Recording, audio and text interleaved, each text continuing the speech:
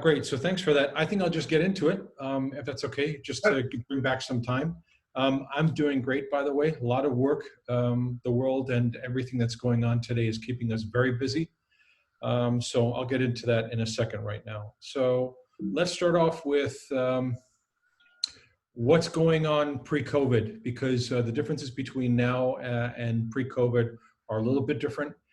Some of the observations that we've had in the past were we saw a lot of different breached accounts, emails, and users. Credential stuffing is not a new thing. I think a lot of people have talked about that. We've seen a lot of botnets that targeted different types of critical infrastructure like DSL modems and turned them into potential botnet members to basically disrupt and dismay a lot of different networks out there. These attacks go back since 2015, 2016, all the way up to today, and they're constantly evolving. We also have seen before COVID more than 300 million Tor servers, exit nodes, clients, and relays that we were tracking. And we also saw more than 1 million IRC chat servers, which that number has more than doubled now after pre-COVID. And more than 6 nations in what we were tracking is what we called Operation Kraken, which involved, among others, Russia, China, Iran, and a few other actors like North Korea. So COVID naturally changed some of that stuff. And while COVID was happening, it gave us the opportunity to take a look at some of the things that NIST and the folks at NIST have built, specifically the attack framework. And while we were collecting information on different types of attacks that were going on, to try to find out what the picture of what is going on now was, we found that even though initial access, execution on all these other areas were being addressed by attack, one of the most important and crucial aspects was not being addressed, and that was namely that specific area of intelligence. So in this instance, intelligence for me means that we collect information in a non-biased way. We collect that information which comes from various different data sources that are standardized and non-standardized, and try to make sense of this type of information that's coming in. So for those of us that originally didn't have training in the intelligence services or didn't work for the NSA or CIA, FBI, or other places like that, learning about intelligence is absolutely crucial and critical when we talk about where are we going in regards to MSSs and what different types of services do they need to provide in the future to not only be successful, but also to help customers address the issues that they're running into. So when we translate this into how we were previously training people, how we were trained ourselves, and what different types of architectures we built, we come to the conclusion that we started here in the middle with proactive monitoring and pre-active monitoring, incident and problem management, event correlation. We started to do things in regards to change and risk management, and then started to discover that there are ways that we need to integrate all these different systems. We started off with logs, then went to agents, and now we're going to APIs. After we went through that iteration, we started to integrate more and more pieces of information into our dashboards or into our analysis of what was going on and how it's relevant for us as a company, if it was us, or as MSSPs, how is it relevant to our customers and how can we protect them and interpret that information? This is where things like intelligence comes into play. When we talk about things like open source intelligence, different types of things from reconnoitering the environment, and also the classical threat information that we've collected in the past. Some of the pros and cons of this were that there was a lot of hype the last few years about quote unquote threat intelligence. There was a lot of threat data or information. There wasn't a lot of intelligence. And that was one of the big issues that we saw, namely buying any type of information feed that we could get our hands on, and then expecting that these threat feeds would magically tell us or automagically pinpoint who's attacking us and what we can do about it. So what that leads us to is collecting these other two previous steps of information into SIEM dashboards, then starting to include audit and assessment data, then starting to include penetration tests, and then ultimately getting to vulnerability status and reports about our IT assets that we were taking care of for other customers. After all this stuff was done, the future now goes to what we call proactive intelligence.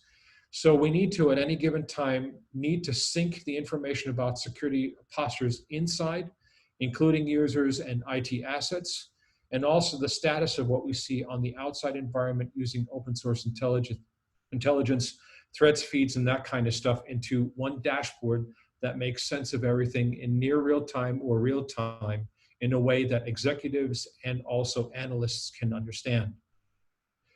So one of the ways to highlight where the differences were starting to come in and some of the research that we've seen is best depicted by taking a look at a video. Just let me know if you can hear this.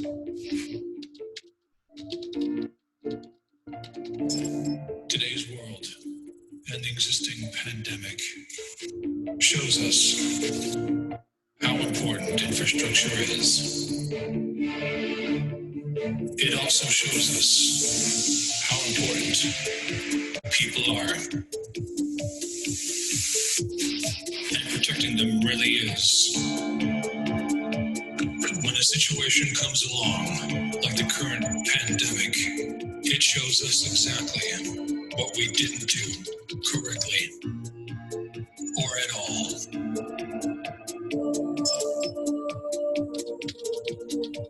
The things, investments, actions, and tasks someone thought you wouldn't notice are now the things that make us vulnerable. Exploit disruptions, create diversions to steal your data or put you, your family, and companies at risk. We are here to help, not by selling you something you don't need. So I'm just going to go over that a little bit faster because we don't need to look at the marketing piece of that. But the idea here is that before COVID-19, we had a lot of different risks and things that we were tracking, and we were seeing an uptick in the way different types of espionage and intelligence-based technology was very quickly being assimilated by different types of cybercrime syndicates and also groups that were hired by nation states to do certain things, which made it absolutely and extremely difficult to pinpoint who the actual attackers were. What we found during the existing pandemic is that as the COVID-19 situation worsened and more people found themselves in situations where they had to work at home, they discovered that the critical infrastructure that they depend on for communications either wasn't there or there was not enough investment made in the infrastructure so that it was either not possible, almost impossible, or at very least extremely difficult for them to connect with their companies while they stayed at home. And this made that situation much, much worse. A second thing that we also saw was an uptick in what we call hybrid warfare, in that proxy wars were being used by different nation states, and I'll get to some of the specifics of that in a second, to use these different types of modes of attack that are non-traditional or were previously non-traditional and required a specific training in intelligence and cyber intelligence warcraft to understand and interpret these different types of attacks that were going on. What does this mean in clear text? A lot of things that we saw on social media in the past on Twitter, Instagram, etc., which looked like trolls or different types of not related information or coordination of troll attacks to certain people, started to evolve and morph into more organized types of cyber thugs groups that were targeting people more and more and causing disruptions.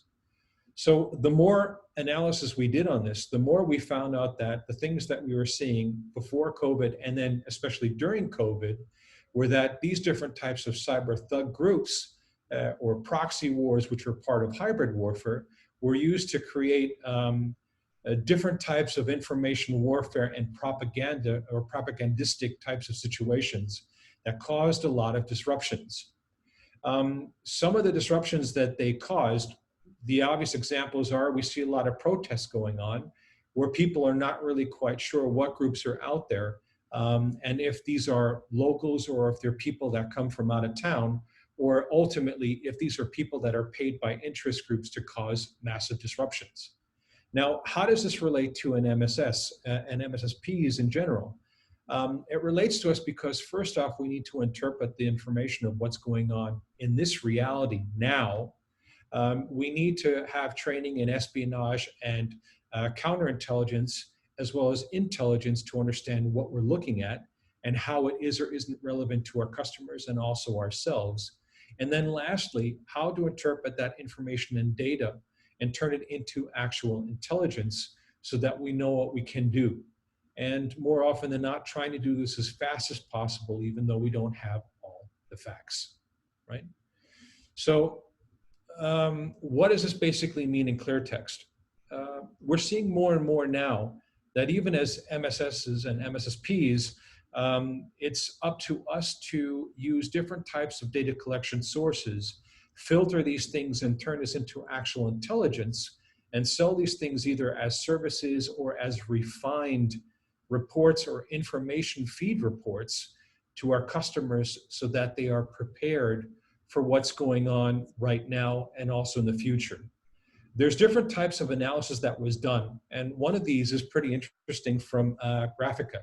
And Graphica's analysis found some things on what are some of the primary 9 themes that they're finding that are causing massive disruptions right now and also just before COVID kicked off on social media and why it's relevant. So Ukraine as a failed state or unreliable partner, lots of information going on, posing as veterans, posing as women, posing as people with MAGA, without MAGA, liberals, Republicans, you name it, both sides of the fence, just there for causing massive disruptions. Another thing, targeting the United States and NATO as aggressive and interfering with other countries, targeting and attacking Europe as weak and divided, focusing on anyone that criticizes the Russian government as morally corrupt, alcoholic, or otherwise mentally unstable, targeting Muslims and other religious groups as aggressive invaders, targeting people that discuss the Russian government and posing the Russian government as the victim, and also other things like world sporting bodies and competitions as unfair, unprofessional, Russophobic, China-phobic, etc. And a lot of these different types of attacks that we also need to know and interpret in the future target not only the United States, but Ukraine, Poland, Germany, and any type of country that is aware of Russian influence, is trying to stop it, and also to point that out. So it's not only limited to Russia. We see China, Iran, and we also see North Korea doing the same things, but they all have slightly different styles, and they all have different ways of finding out and interpreting how they find this different parts of information and these different schemes. So what does that mean in reality?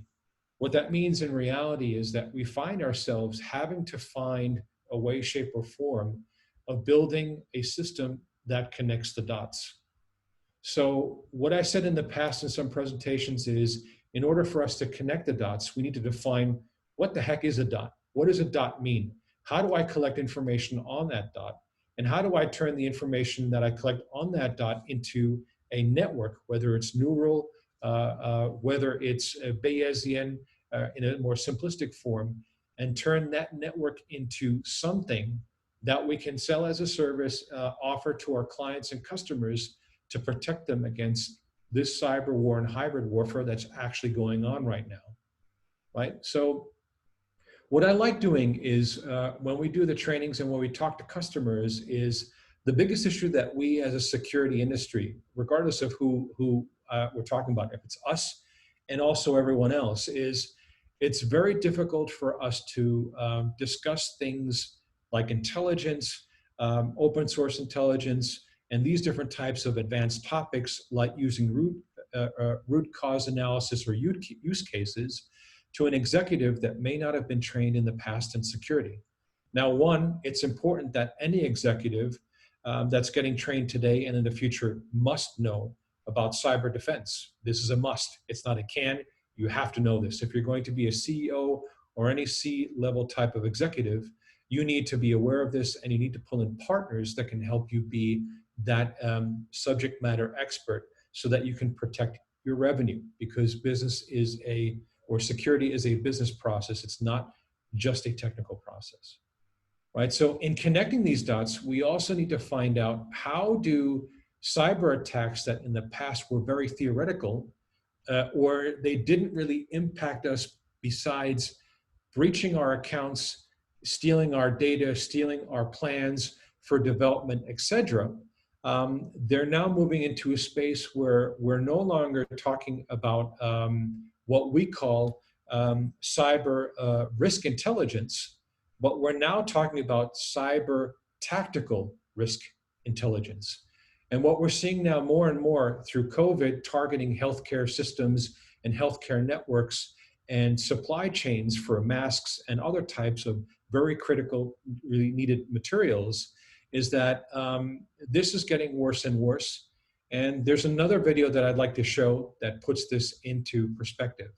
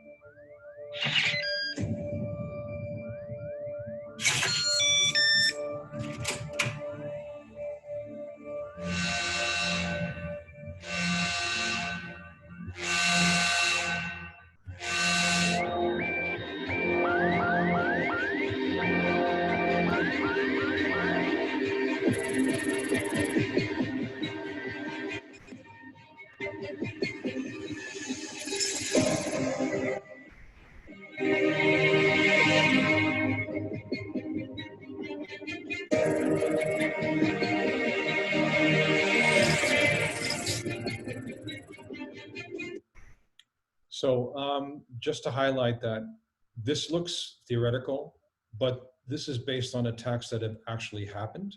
They've resulted in loss of life, and they've also resulted in massive disruptions that we're seeing more and more that are targeting healthcare systems, companies working on vaccines, as well as supply chain security and the supply chains we rely on for food, for critical services, and that they are being targeted by different types of attackers in order to disrupt economic, diplomatic, political, and also national systems.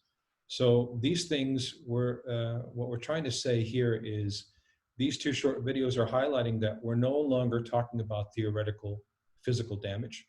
We're now talking about actual cyber attacks that use pandemics and disruptions to create so much noise that we're distracted to the point of what's actually going on. And that's that our critical infrastructure is constantly getting attacked. It's constantly getting affected by or infected with embedded malware from China, Russia, and other nations to basically disrupt systems if we talk about something that's uncomfortable for an adversary. So some of the things that we're doing, and I'll wrap this up very quickly because I know we're out of time, is we're working on what we call the Hakdefnet Cyber Warfare Defense plugin. This is basically adaptable plugin technology that works with any type of technology. It can integrate with pretty much any type of system that is out there. It's built on a very solid system. So we took our cyber NSight infrastructure, completely took it apart and rebuilt it from scratch to a system that is much easier for cyber analysts and SMEs to understand. And we want to make sure that we pull in information that's very, very complex into a way, shape, or form where we can automate as much as possible and either offer appliances or cloud-based services for customers. The second thing is we integrate different types of feeds, and we build our own based off of open source because a lot of the feeds that we've seen in the past, they either use open source and sell that as their own source, or the information that they're collecting is partial at best or very biased and filtered out at worst, which makes it almost impossible to find out what reality is. The last thing is since we can connect with different types of boxes throughout the world and monitor and help MSSs monitor their customers' boxes or their virtual machines or their cloud infrastructure anywhere in the world, we spend a lot of time embedding different types of security mechanisms and aspects in place. And what you see on the other side of the screen is part of what that solution looks like. It's very, very simple. We're building it to make the information as easy as possible for pretty much everyone out there in the world so that we can finally take intelligence and put it in the right form, which means it's reactive data rather than proactive intelligence rather than reactive intelligence. The last thing is, and then I'll wrap this up and open up for questions, is that we're now finding the need to not only train people, but also build systems into what we call physical cyber risk intelligence nodes. So what this basically means is we're no longer just collecting cyber risk intelligence, we're now collecting tactical cyber risk intelligence to make sure that we have the physical aspects that cyber risks are posing more and more, and other systems currently don't have in their focus, regardless of who it currently is. And we want to work with these different folks to get to make sure that the physical or tactical cyber risk intelligence that we're collecting and the trainings that we do can actually help people when critical infrastructure goes down, and we can try to stop as much of the loss of life that we think is going to happen in the near future, right? So with that, let me just go to the last points. Is there's different websites that we have that you can use and contact us on. There's also my email. We also do podcasts, and I'm also on Twitter. So let me open this up to questions so we can get back some of the time. Fantastic, and thank you very much, Mike. The hairs on the back of my neck were standing up with that video. I have seen it before, but it's still very powerful. We've got a question from Zishan Kasmi. I think you've met Zishan at San Diego last year, possibly. Yeah. Mike, has there been any correlation of the hybrid warfare and either economic geopolitical sentiment to find out what corporations or states can do to reduce the susceptibility by creating the right amount of counter dissonance to the narratives? It's quite a deep question, but what do you think? So the short answer is there's a lot of research that is going on. I am currently working with different academic entities to actually write some more research. We just came out with a book chapter on cybersecurity and what executives need to know. But the short answer to that question is yes, there's multiple different initiatives that are going on. And what we're trying to do is the One Delta Tactical, which is our tactical security company, is we're now starting to train executives and security team leads, as well as cyber analysts that don't have that training into the tactical aspects of cyber risks.